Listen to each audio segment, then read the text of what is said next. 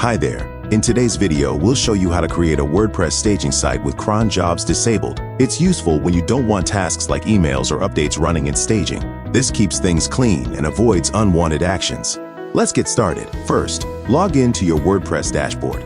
Then navigate to the WP Staging tab and click on Staging Sites. Now, you'll see a button labeled Create Staging Site. Click it to begin setting up a new staging site. Enter a name for your staging site, then click on the Advanced Settings tab. Check the box labeled Disable Cron Jobs, and finally, click Start Cloning to create your staging site. The staging site creation process will now begin. Just wait for it to finish. Once it's complete, you'll see a message saying Staging Site created successfully. Then, simply click the Close button. Your staging site is now ready, and cron jobs are disabled to keep it safe and quiet for testing. If you like this video, please like, share, and subscribe for more awesome content.